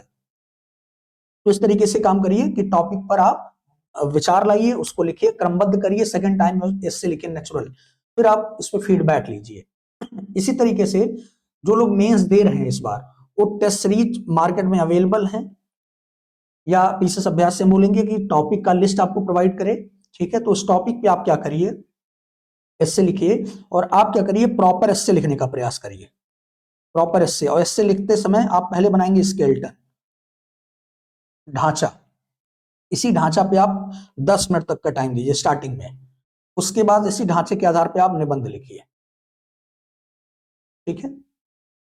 सोर्स की बात करें तो देखिए एक सोर्स होता है, मतलब कहां किस पर एस्से लिखे हम। तो सोर्सेज में एक होता है रिसेंट 5 ईयर का जो आपका क्वेश्चन पेपर है, रिसेंट 5 ईयर, उस पीवाईक्यू को आप लेकर के लिख सकते हैं। दूसरा जो है, मैंने कहा एक हो गया पीवाईक्यू, ठीक है, और दूसरा हो गया आपका करंट में जो इशू चल रहे हैं उसको उठा करके बिना क्वेश्चन बनाए आप केवल टॉपिक ही ले लीजिए। जैसे यूसीसी यदि चल रहा है, यूनिफॉर्म सिविल कोड, तो उस पर आप ऐसे लिखिए, विचार लाइए ऐसे, ठीक है। तो करंट के इशूज को की लिस्टिंग कर लीजिए अपने एस्से के सिलेबस के अकॉर्डिंग, और उस पर अपने मन लिखना शुरू करिए। जब 2 से 3 बार एक टॉपिक पर लिखेंगे तब जाकर के एक स्ट्रक्चर मिलेगा, उसको फ्लो मिलेगा। एक ग्रेजुअल प्रोसेस है, बार बार करने से आपका बेहतर होगा ये। अब एक बहुत महत्वपूर्ण क्वेश्चन है, आता है माइंड में, किस लैंग्वेज में इससे लिखें। जैसे धारणा चली है कि हिंदी वालों को ज्यादा नंबर मिलता है, इंग्लिश वालों को कम मिलता है, तो इसलिए इंग्लिश वाले क्या करते हैं, हिंदी पर शिफ्ट होने का प्रयास करते हैं। लेकिन आप देखेंगे, मेरा मानना है लैंग्वेज से ज्यादा जो है महत्वपूर्ण वहां पर है क्वालिटी। और जो उसका क्वालिटी है वो कहता है कि मौलिक विचार को आपके हम चेक करेंगे कि कैसे आप विद इन टाइम रिस्पॉन्ड करते हैं। और मौलिक विचार महत्वपूर्ण होना चाहिए आपके लिए, ना कि लैंग्वेज बैरियर होना चाहिए। तो लैंग्वेज वही सेलेक्ट करिए आप जिसमें कोई टॉपिक आपको दिया है और उस टॉपिक पर आपका मौलिक विचार आता हो, यानी जैसे टॉपिक आता है उसी सोचने वक्त आपके माइंड में आर्गुमेंट जनरेट होना शुरू होते हैं। तो जिसमें सबसे ज्यादा बम्बार्डमेंट ऑफ आर्गुमेंट होता है उसी भाषा का प्रयोग करना चाहिए। ये एकदम गलत है कि हिंदी में ज्यादा आता है, इंग्लिश में कम आता है। मैं देखा हूं जो इंग्लिश में अच्छा लिखते हैं उनके अच्छे मार्क्स आते हैं। हाँ, यहाँ सारा गेम होता है एक मौलिकता की, किस तरीके से आप नेचुरल थॉट दे रहे हैं। दूसरा आता है कि कितने अच्छे तरीके से आप आर्टिकुलेट कर रहे हैं। तो जिसका आर्टिकुलेशन अच्छा है और थोड़ा लिटरेचर टच यानी लैंग्वेज का स्टैंडर्ड अच्छा है, उसी लैंग्वेज में चाहे इंग्लिश हो या हिंदी हो, ठीक है, स्टैंडर्ड अच्छा है, उसके मार्क्स अच्छे आते हैं। मेरे पास तो बहुत सारे सैंपल हैं। 2018 से में कई लोग टॉपर हुए हैं या नॉर्मली जो मेंस इंटरव्यू दे रहे हैं, बहुत सारे सैंपल हैं, एग्जांपल हैं कि जिनका लैंग्वेज मतलब लैंग्वेज वहां बैरियर नहीं है, इंग्लिश में भी अच्छा करके ये चीज प्रेजेंट करके एक्सप्रेस करके वो अच्छे मार्क्स लाए हैं। हाँ, ये जरूर फर्क पड़ता है कि यदि लैंग्वेज जिस लैंग्वेज में कॉपी कम जाती है एग्जामिनर के पास, वहां पर सीरियसनेस बढ़ जाता है। जैसे मान लीजिए आपका उर्दू पे कमांड है और आपने उर्दू ले लिया, तो वहां यदि आपने अच्छे से एक्सप्रेस कर दिया है तो उसके प्रभावित होने का चांस ज्यादा हो जाता है। तो ये नो डाउट है। लेकिन ऐसा नहीं कि लैंग्वेज के कारण नंबर मिलता है, वो आपकी स्किल है उस लैंग्वेज में, उसके कारण नंबर मिलता है। अब बात करें नोट्स बनाए कि ना बनाए। जैसे कई लोग सोचते हैं कि इससे में नोट्स, देखिए यदि आपको लगता है, कई लोग ऐसे हैं जो केवल प्रैक्टिस से काम कर लेते हैं, उन्होंने कोई नोट्स नहीं बनाया लेकिन प्रैक्टिस कर करके उनका ग्रिप बढ़ जाता है, क्योंकि रिपीटेड थीम होता है, उसी महिला पे, उसी किसान पे, कृषि पे, एग्रीकल्चर पे क्वेश्चन आता है।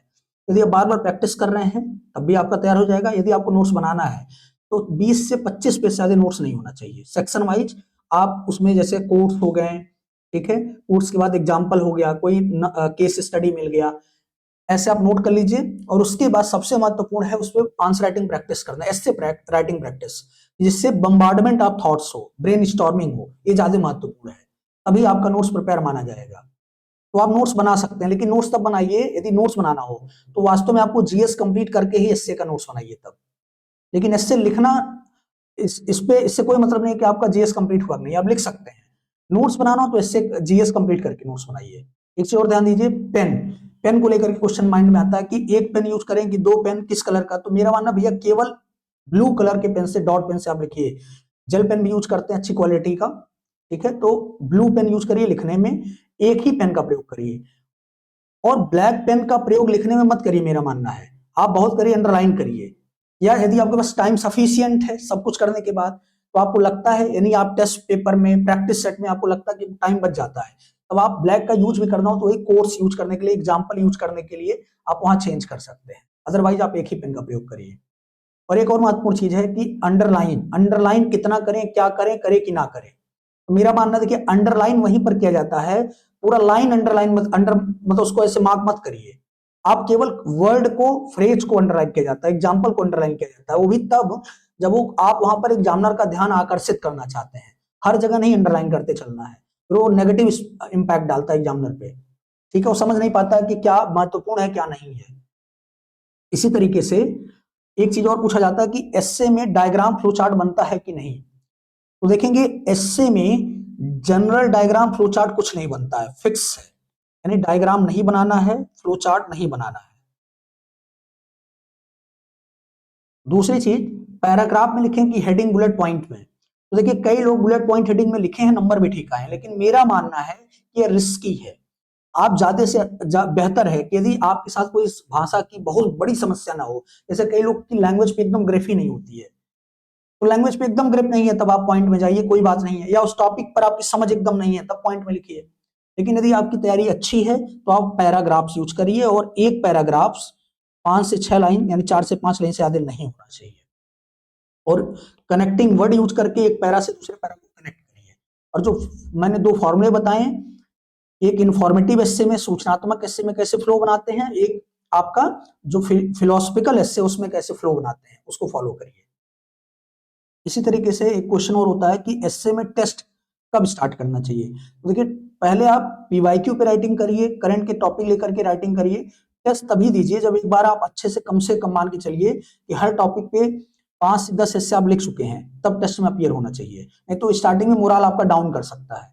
अच्छा हाँ, कुछ लोग ऐसे भी हैं स्थित प्रज्ञ, उनको फर्क ही नहीं पड़ता अच्छा आ रहा है या बुरा आ रहा है, वो इंप्रूवमेंट के लिए देते हैं, तब आप दे सकते हैं।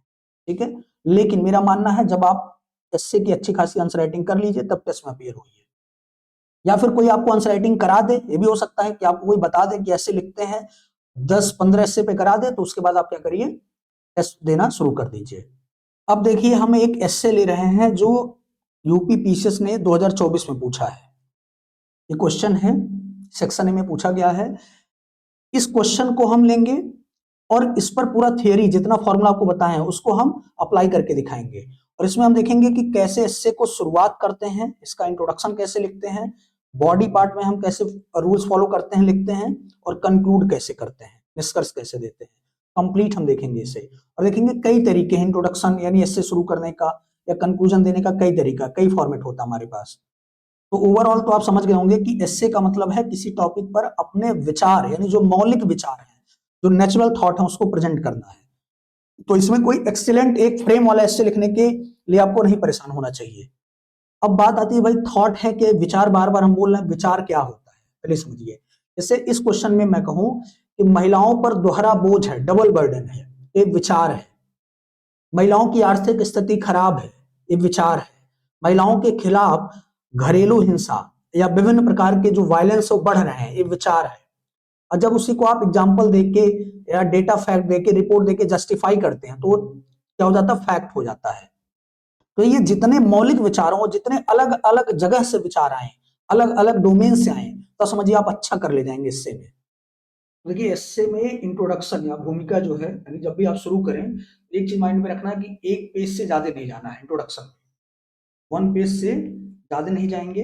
दूसरी चीज, बहुत सारे तरीके हैं जिससे आप एस्से को शुरू कर सकते हैं। एक तरीका है कोर्स देना, यानी कोर्स लिखिए, कोर्स का मीनिंग निकालिए 2 से 3 लाइन में, करंट सिनेरियो में, और अपने टॉपिक से लिंक करिए। ये तरीका होता है। जैसे कोर्स में आप लिख सकते हैं कि अरुंधति रॉय के according, in India women are worshipped as goddess and treated as servant. यानी भारत में हम देवियों का स्थान देते हैं महिलाओं को, लेकिन उनके साथ रियल में जो व्यवहार होता है दासी की तरह होता है, इनका विचार है। फिर इसको आप करंट सिनेरियो से रिलेट करके अपने टॉपिक से जोड़ सकते हैं। जैसे टॉपिक है भारत में नई स्त्री की कल्पना, एक मिथक।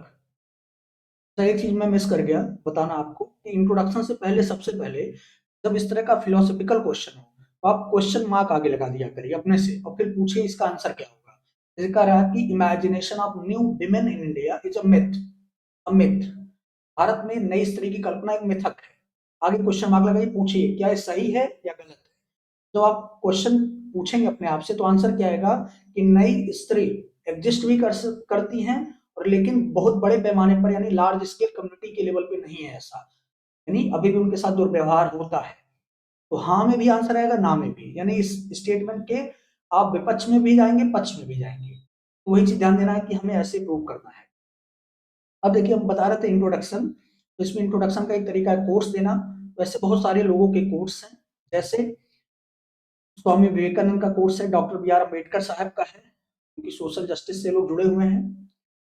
तो इनका है कि नारी मुक्ति का अर्थ, sorry, the status of women in Indian society is the true measure of its civilisation. किसी भी समाज में महिलाओं का यदि आप उनके विकास का स्तर माप लीजिए, तो उस समुदाय का या समाज का स्तर आपको पता चल जाएगा। महादेवी वर्मा जी अपने कविता में लिखती हैं कि नारी मुक्ति का अर्थ पुरुष की नकल नहीं, स्वयं की पहचान है। इसी तरीके से देखिए, एक कोर्स है कि women are not seeking power over man but over themself. मतलब महिला सशक्तिकरण का तात्पर्य पुरुषों को, महिलाओं द्वारा पुरुषों को कंट्रोल करना नहीं है, बल्कि महिलाओं का अपने पे अधिकार बनाना है। तो एक ऐसे कोर्स कोई आप लीजिए और उसका मीनिंग समझाइए, अपने टॉपिक से लिंक करिए। या ऐसे ही आप कविता दे सकते हैं कोर्स के अलावा। कविता में आप पूरा कविता लिखने की जरूरत नहीं है, उसका 1 से 2 लाइन में डॉट डॉट करके लिखिए। जैसे मैंने आपने लिखा, नारी तुम केवल श्रद्धा हो, dot dot dot full stop. अब बताइए कि महादेवी वर्मा की पंक्तियां इस संदर्भ में स्मरणीय है, इसका ये संदेश है, फिर अपने टॉपिक से लिंक करिए। या आप किसी बहुत चर्चित मूवी का और बहुत ही समाज में खास करके जैसे एक मूवी रहा है लापता लेडीज, ऑस्कर के लिए नॉमिनेट हुई है, लेकिन आप कश्मीर फाइल जैसे मूवी का उल्लेख नहीं करेंगे, ठीक है, जो ऑस्कर के लिए गया है, बड़े उस पे गया है और न्यूट्रल होकर के समाज के दर्पण के रूप में काम किया है, तो उसका आप उल्लेख कर सकते हैं। ऐसे लापता लेडीज है, उसमें दिखाया गया है कि एक महिला का विवाह होता है लड़की का, और घूंघट पहनी रहती है, तो उस दिन दो शादी होता, दो शादी मतलब ट्रेन में सफर करते हैं, दो लोग होते हैं, दो दुल्हन होती हैं, घूंघट में होने के कारण वो एक्सचेंज हो जाती है और भटक जाती है। तो भटकाव से उनकी पूरी केवल भौगोलिक एक समस्या नहीं है कि वो गायब हो गई, अपना जिला भूल गई, घर भूल गई, बल्कि अब उनके ऊपर थ्रेट आ जाता है, उनके सिक्योरिटी का, डिग्निटी का, फिर समाज ही क्वेश्चन मार्क लगाता है कि बाद में इसको वापस लाए कि ना लाए, ये समस्या। तो यानी केवल ज्योग्राफिकल प्रॉब्लम नहीं उनके लिए मिसिंग, बल्कि क्या उनकी अस्मिता पे क्वेश्चन मार्क लगता है। तो आप ऐसी मूवी का उसको क्या करिए, उसका उल्लेख करिए। जैसे यह फिल्म दर्शाती है कि स्त्रियां रास्ता नहीं पहचान खो देती हैं, नई स्त्री की कल्पना तब तक मिथक है जब तक स्त्री को नाम, विकल्प और आवाज न मिले, ठीक है। इसी तरीके से एक आपके पास विकल्प होता है एनिक्डोट। एनिक्डोट का मतलब जो आप संक्षिप्त में कोई चर्चित कहानी बताएं, बहुत फेमस हो। तो इसे देखेंगे सावित्री बाई फूले जी का है कि वो जब स्कूल में लड़कियों को पढ़ाने जाती थी तो लोग उनके ऊपर कीचड़ फेंकते थे, गोबर का थैला फेंकते थे, मतलब उनको प्रताड़ित करते थे, वे उनके मार्ग में बाधक की तरह काम कर रहे थे। तो आप ये बता सकते हैं, यह शॉर्ट शॉर्ट स्टोरी बता करके मेंशन करके अब बताइए, यह प्रसंग बताता है कि भारत में स्त्री का संघर्ष दिखाई देने वाली स्वतंत्रता से नहीं बल्कि सामाजिक प्रतिरोध से जुड़ा है। आज नई स्त्री की बात होती है, परंतु जब सोच और व्यवहार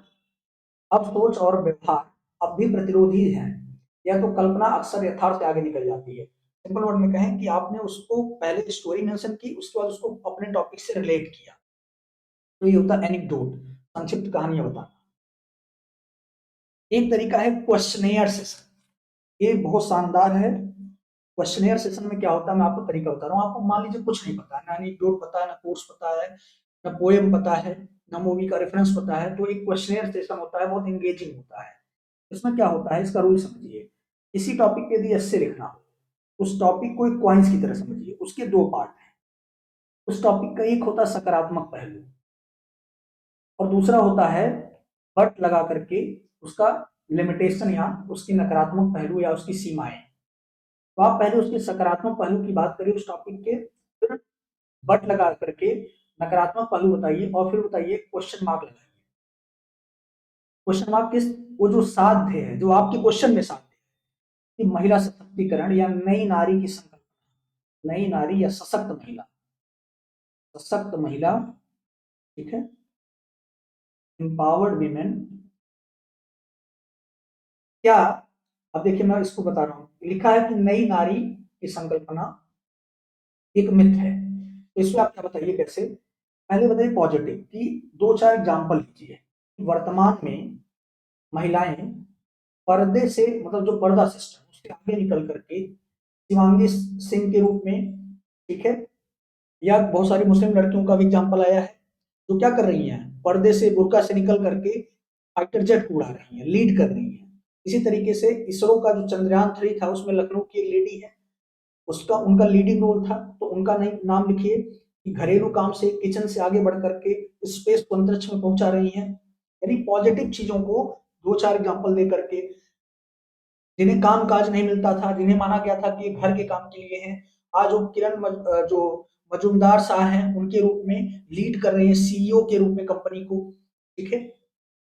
तो ऐसे पॉजिटिव बताइए, लेकिन फिर लगाइए बट, लेकिन क्या यह आज भी गांव में बसते भारत में, यानी ग्रामीण सिनेरियो में जाएंगे, गरीब सिनेरियो में, एसटी एसटी सिनेरियो में जाएंगे, तो क्या यह लक्षण वहां भी चरितार्थ होते हैं या वहां दिखाई देते हैं।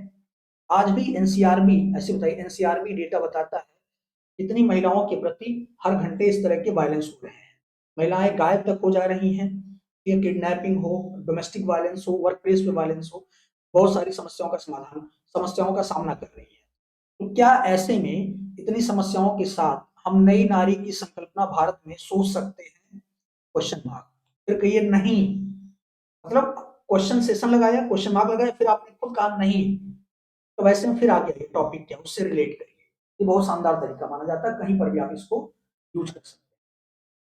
तो ये निष्कर्ष क्या रहा हमारा, जब भी इंट्रो लिखेंगे तो इंट्रोडक्शन जो है, मैंने कहा एक पेज से आगे नहीं जाना चाहिए, तो एक पेज में पहले आप या तो कोर्स हो या पोयम हो, मूवी का रेफरेंस हो, का डायलॉग, जैसे पिंक मूवी का डायलॉग है स्टार्टिंग में बच्चन बोलते हैं, ठीक है, उसको आप कोट कर सकते हैं,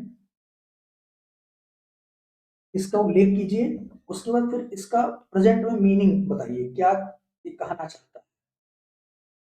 और फिर अब देखिए ये 1 से 2 पैरा स्टार्टिंग में बताएंगे, उसके बाद क्या करिए, इसको टॉपिक से रिलेट करता है, संबंध बनाना है उसका, तो संबंध बताएंगे। उसके बाद क्या करेंगे, फिर एक पैरा में, इसी में इंट्रोडक्शन में ही आप एक विजन दिखाइए कि आगे क्या लिखने जा रहे हैं, आप क्या बताना चाहते हैं, उस पूरे विजन को रिफ्लेक्ट करता है इंट्रोडक्शन। इस इंट्रोडक्शन को कहा जाता है, जैसे कॉन्स्टिट्यूशन का प्रियम्बल है उसी तरीके से यह इंट्रोडक्शन होता है एसए का, यही पूरा बताता है पूरा आगे का संविधान, यानी आपका आगे का जो एसए राइटिंग है उसमें आप क्या बताने जा रहे हैं। जितना इंगेजिंग, जितना इंटरेस्टिंग इंट्रोडक्शन होगा, एग्जामिनर को उतना ही अट्रैक्ट करेगा पढ़ने के लिए। बॉडी पार्ट की बात करें तो आपके पास दो तरीका है अपनी बातों को रखने का।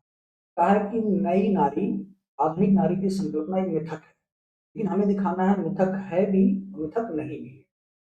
एक तरीका है कि आप ऐसे लीजिए कि एक पैराग्राफ लीजिए, पहले पास्ट में आधुनिक नारी कैसे रही है, वर्तमान में आधुनिक नारी का क्या एग्जाम्पल है, फ्यूचर में कैसा हो सकता है आधुनिक नारी का संकल्पना, फिर काउंटर करिए उसे, आगे जब पैरा लेके आइए, फिर पास्ट में नहीं रही है, वर्तमान में क्या चुनौतियां हैं, और फ्यूचर में क्या चुनौतियां आ सकती है। एक तरीका ये है।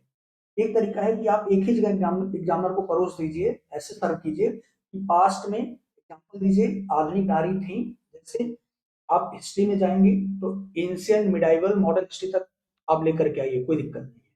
तो उसमें आप लाएंगे जैसे वैदिक काल में अपाला, घोषा, सिक्ता, गार्गी, ये सब लोग क्या थी, लिटरेट वीमन थी, इंटेलेक्ट वीमन थी, इंटेलेक्चुअल थी, तो वो स्वतंत्र नारी थी। लेकिन वही समय सोसाइटी का लार्जर जो पार्ट था वो ऐसा नहीं था, उसको फ्रीडम नहीं था।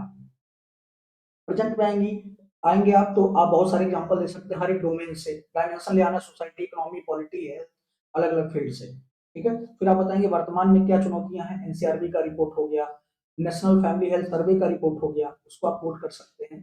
फ्यूचर में आप बता सकते हैं 2047 का जो विजन है, विजन एट द रेट 2047, उसमें किस तरह की महिला सशक्तिकरण का कल्पना किया गया है, जो नई नारी को के संकल्पना को साकार करता हो, लेकिन उनकी चुनौतियां क्या है। तो बेस्ट होगा कि आप एक सप्ताह पे चलिए कि पास्ट को एक साथ लीजिए 2 पैरा में, प्रेजेंट पे ज्यादा फोकस आपको प्रेजेंट पे करना है, फ्यूचर और पास्ट पे कम लिखना है, ठीक है। लेकिन मैंने कहा था जब भी लिखिए इंडिविजुअल लेवल पे आप एग्जांपल लेके आइए, व्यक्तिगत नारी का एग्जांपल दीजिए, कम्युनिटी, सोसाइटी के लेवल पे, ऑर्गेनाइजेशन के लेवल पे, नेशनल लेवल पे, इंटरनेशनल लेवल पे ऐसे लाना है। चूंकि क्वेश्चन में भारत कह दिया है तो आपको इंटरनेशनल जाने की जरूरत नहीं है। अब देखिए जैसे पास्ट की बात करें तो पास्ट में आप देखेंगे तो इंडिविजुअल लेवल पे सावित्री बाई फुले ही हो गई, उनका आप केस दे सकते हैं, केस दे करके आप तर्क गढ़ सकते हैं कि उस समय महिला लिमिटेड, आप पीछे भी जा सकते हैं, जैसे मैंने कहा कि वैदिक काल में आ सकते हैं महिला, तो ऋग वैदिक काल में अच्छी थी स्थिति, लेकिन लेटर वैदिक में स्थिति खराब हुई, तो आप उसका आर्गुमेंट दे सकते हैं क्यों हुआ, कैसे हुआ। सोसाइटी के लेवल पे आप देखेंगे कि बड़े लंबे समय तक, मतलब जातीय व्यवस्था मजबूत होने के साथ साथ, राष्ट्रीय मजबूत होने के साथ, महिलाओं के खिलाफ भी जो है, जो उनका स्टेटस है, जो राइट्स वो डिक्लाइन किया, और इसी साथ हर एक समाज में उनको दोयम दर्जे का नागरिक माना गया, दोयम दर्जे का व्यक्ति माना गया। फिर आप सामाजिक जो समाज सुधार आंदोलन है उससे रिलेट कर सकते हैं।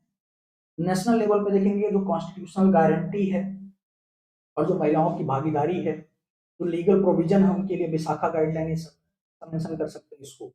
इंटरनेशनल लेवल पे चूंकि यहाँ भारत बोला है तो आपको ये जरूरत नहीं करने का, लेकिन आप दे सकते हैं कि कहीं स्कोप हो, दे सकते हैं कि जैसे इंटरनेशनल लेवल पर बुक लिखा गया, फेमिनिस्ट लिटरेचर है, द सेकेंड सेक्स, ठीक है, सिमोन डे बीवर के द्वारा लिखा गया, और राइट ऑफ इंसिडेशन of right of women, Mary इन्होंने लिखा। इसका आप रेफरेंस देकर बता सकते हैं किस तरीके का डिबेट आया नए नारी को लेकर। अच्छा हाँ, इंट्रोडक्शन में एक एंगल होता है व्हाट एस्पेक्ट। जब आप कोर्स या ये सब बता लीजिए तो आप बताइए क्या है आधुनिक नारी की शक्ल, फिर उसको टॉपिक से रिलेट करके आगे बढ़िए। अब देखिए प्रेजेंट, ये हो गया पास्ट का एंगल। तो अब प्रेजेंट में यदि आप आएंगे तो प्रेजेंट में आप क्या बताइए कि पॉजिटिव एंगल्स लाइए कि कैसे महिलाएं लीड कर रही है एक एक फील्ड को, अलग अलग डोमेन से लाइए, और क्या सुधार हुआ है, विमेन ऑर्गेनाइजेशन कैसे एक्टिव हुए हैं, एनजीओ कैसे एक्टिव हुए हैं, सारी चीजों को बताइए। जो नारी शक्ति बंधन है ये पॉजिटिव एंगल है स्वतंत्र नारी के लिए, सब बता दिया आपने। तो फिर लेके आइए कि जो आज भी दहेज प्रथा है, डाउरी सिस्टम है, या जितने सोशल एविल्स हैं जो महिलाओं को, या पेट्रियार्की है जो उनको क्या करता है, रेस्ट्रिक्ट करता है उनके प्रोग्रेस को, उनके विकास को। तो आप इसमें अलग अलग डोमेन से, सोसाइटी के एंगल से ला सकते हैं, इकोनॉमी सेल्फ हेल्प ग्रुप से कैसे लीड कर रही है, पॉलिटी में देखेंगे नारी शक्ति बंधन हो गया, या जो रिजर्वेशन है 1/3, जो पीआरआई में पंचायती राज इंस्टीट्यूशन में, ये सब मेंशन कर सकते हैं। सोशल लेवल पे आप देखेंगे सोसाइटी के लेवल पे क्या है, उनका कैसे मोबिलाइजेशन बढ़ा है, अवेयरनेस बढ़ा है, एजुकेशन बढ़ा है, फैसिलिटीज बढ़ी हैं। नेशनल लेवल पे बेटी बचाओ बेटी पढ़ाओ, या जो पॉस एक्ट है, डोमेस्टिक वायलेंस एक्ट है, ये सब प्रोविजन किया गया उनके लिए। उसके बाद आप काउंटर करेंगे। जब काउंटर करेंगे तो देखिए आप कैसे करेंगे काउंटर, यानी बताना है आपको हाँ ये मिथक क्यों है, मॉडर्न जो विमेन है कॉन्सेप्ट मिथक है, क्वेश्चन के पेपर में जाना काउंटर करना है। तो जैसे व्यक्तिगत मतलब कुछ महिलाओं को सशक्त करने का मतलब नहीं पूरी कम्युनिटी एम्पावर हो गई है। एक आर्गुमेंट दीजिए, legal right versus social acceptance. कानून बहुत सारे बने हैं लेकिन उनके विरुद्ध आज की हिंसा बढ़ रही है। इसी तरह सोशल रेजिस्टेंस एंड पैट्रियार्की ये अभी भी स्ट्रांग हो रही है, हुई है। ठीक है, डबल बर्डन और इनविजिबल लेबर, तो इसमें दोहरा बोझ है उनके ऊपर, घरेलू काम अलग है, प्रोफेशनल वर्क अलग है। इसमें और ये इनका स्टेटमेंट भी है कि women work is both indispensable and invisible, अनिवार्य भी है लेकिन दिखता भी नहीं है, तो घरेलू योगदान है उनका। सेफ्टी वर्सेस फ्रीडम, ठीक है, सुरक्षा के नाम पे उनका स्वतंत्रता हैम्पर किया जाता है कहीं बाहर जाने से लेकर के हर एक डोमेन में देखेंगे। इस तरीके से क्लास कास्ट हर वाइज महिलाओं की स्थिति अलग अलग, अलग अलग महिलाओं की अलग अलग समस्याएं हैं, वर्ग जाति के धर्म के आधार पे। तो ये सारे आर्गुमेंट काउंटर करेंगे। ठीक है, media as cinema, media and cinema as mirrors, जैसे Thappad movie, Pink movie, Laapataa lady, English English, ये सब वास्तविक स्थिति को दिखाती हैं और आधुनिक नारी कैसी होनी चाहिए उस पर प्रकाश डालती है। ये सब कंटेम्प्रेरी अपडेट है, मतलब एग्जांपल रिपोर्ट है जिसको आप उसमें अपडेट कर सकते हैं अपने आर्गुमेंट देते समय। अब देखिए इसी तरीके से हम बात करें कि हमने बात किया पास्ट हो गया, प्रेजेंट हो गया, फ्यूचर एस्पेक्ट देखेंगे, फ्यूचर में क्या लेंगे। फ्यूचर में इंडिविजुअल लेवल पे कि स्किल इंडिया मिशन के तहत उन्हें कैसे एम्पावर करें, कम्युनिटी लेवल पे जैसे सेल्फ हेल्प ग्रुप है, पंचायती राज जो पार्टिसिपेशन है, सोसाइटी के लेवल लेवल पे देखिए जो पैट्रियार्कल नॉर्म्स है उसको ब्रेक करना, मोरल पोलिसिंग बढ़ाना, recognition of unpaid labour, national level पर जेंडर सेंसिटिव गवर्नेंस बनाना, improve law enforcement, women safety, और इंटरनेशनल लेवल पे एसडीजी। नेशनल लेवल पे आप ये भी मेंशन करिए विजन एट द रेट 2047 अमृत का, ठीक है, विकसित भारत, उसमें महिलाओं को लेकर के क्या विजन। इंटरनेशनल लेवल पे SDG 5 है, ग्लोबल एडवोकेसी है, sharing best practices for gender justice, ये सब आप मेंशन करिए, फ्यूचर में दिखाएगा। ठीक है, और वही जितने रूल्स बताए उसको अप्लाई करके फ्लो बनाते रहिए। अब देखिए निष्कर्ष की बात करें तो निष्कर्ष आधा पेज का कीजिए ब्रेक कर करके। इसमें आपके पास बहुत सारे विकल्प हैं, एक आप कॉन्स्टिट्यूशन SDG ये सारी चीजें मेंशन करके वैल्यूएशन कर सकते हैं, लेकिन निष्कर्ष में जो है सजेशन भी जुड़े कि कितने अल्टरनेटिव हैं, या कितने मेजर्स हैं, कितने टूल्स हैं, या वर्तमान में वह कौन सा माध्यम है जो महिलाओं के इस बाधा को दूर करके, मतलब जो मिथक है मॉडर्न एज वीमेन उसको दूर कर सकता है और इसको रियलिटी में कन्वर्ट कर सकता है। जैसे AI एक रेवोल्यूशन है, आर्टिफिशियल इंटेलिजेंस, इसको कैसे जेंडर सेंसिटिव बनाएं, विमेन सेंट्रिक बनाएं, जेंडर सेंसिटिव बनाएं कि यह इनको अपलिफ्ट कर सके सोसाइटी में, क्योंकि ये क्रांति की तरह प्रसारित होगा AI इन फ्यूचर। तो उसको मेंशन करिए, और भी आप बेस्ट जो प्रैक्टिसेस हैं वर्ल्ड के अदर कंट्रीज में उसको लाइए, कि या इंडिया के किसी स्टेट में विमेन एम्पावरमेंट का एग्जांपल है, केस स्टडी है, उसको मेंशन करिए। फिर आप कोर्स भी यूज कर सकते हैं और अपना जो लैंग्वेज है उसको भी यूज करिए, सजेशन दीजिए। इस तरीके से देखिए, भारत में नई स्त्री की कल्पना तब तक पूर्ण सत्य नहीं बन सकती जब तक कि संवैधानिक अधिकार सामाजिक व्यवहार में न बदल जाए। यानी जो लीगल और कॉन्स्टिट्यूशनल प्रोविजन है वो किस में कन्वर्ट होने चाहिए, प्रैक्टिसेस में कन्वर्ट होना चाहिए, सोशल प्रैक्टिसेस में। अनुच्छेद 14, 15, 16 समानता की गारंटी देते हैं, परंतु समानता का वास्तविक अनुभव अब भी संघर्षशील है। ठीक है, कॉन्फ्लिक्टिंग है, प्रोविजन तो है लेकिन ग्राउंड रियलिटी कुछ और है। संयुक्त राष्ट्र का एसडीजी 5 जेंडर इक्वलिटी केवल एक वैश्विक लक्ष्य नहीं बल्कि भारत के न्यू इंडिया और विजन 2047 की आत्मा है। यदि 2047 का भारत वास्तव में इंक्लूसिव, एम्पावर और सशक्त बनना चाहता है तो महिला सशक्तिकरण को कल्याणकारी नीति नहीं, यानी विमेन एम्पावरमेंट कोई वेलफेयर का केवल सब्जेक्ट नहीं रहना चाहिए, बल्कि यह नेशन बिल्डिंग का स्ट्रेटेजी होना चाहिए, क्योंकि 50% क्या है, आबादी है इनकी। ठीक है, और डॉक्टर बी आर अम्बेडकर साहब का एक और कोट है, कहते हैं political democracy can not last unless there lies at the base of it social democracy. तो सोशल डेमोक्रेसी मतलब समाज के हर एक वर्ग का क्या है, उत्थान है। इसमें महिला का उत्थान सबसे महत्वपूर्ण है, 50% आबादी है। ठीक है, अर्थात जब तक समाज की सोच नहीं बदलेगी तब तक नई स्त्री केवल कानून, भाषण और सिनेमा में ही जीवित रहेगी। तो इंट्रोडक्शन और कंक्लूजन का जो लैंग्वेज हो वो बहुत महत्वपूर्ण होता है। जितना एंगेजिंग होगा, आर्टिकुलेशन जितना बढ़िया होगा, उतना ही समझ लीजिए उसमें मार्क्स मिलने की संभावना बढ़ जाएगी। बस एक चीज ध्यान देना है कि इंट्रो में कभी भी रिपोर्ट, डेटा, फैक्ट, इंडेक्स से इंट्रोडक्शन शुरू मत करिएगा। यहाँ पर जितना तरीका मैंने बताया उसी तरीके से आप इंट्रोडक्शन शुरू करिए, यानी स्टार्टिंग करिए इससे, और एंड में आपका सजेशन हो और जितने वैल्यू एडिशन के मैंने मेथड बताए सब वैल्यू एडिशन कर सकते हैं। मेन चीज है देखिए प्रैक्टिस करना, जितना ज्यादा प्रैक्टिस करेंगे इसके बेसिस पर उतना ही आप चीजों को अप्लाई करना सीखेंगे, आपका कॉन्फिडेंस बढ़ेगा, ब्रेन स्टॉर्मिंग होगा, विचार आने शुरू होंगे।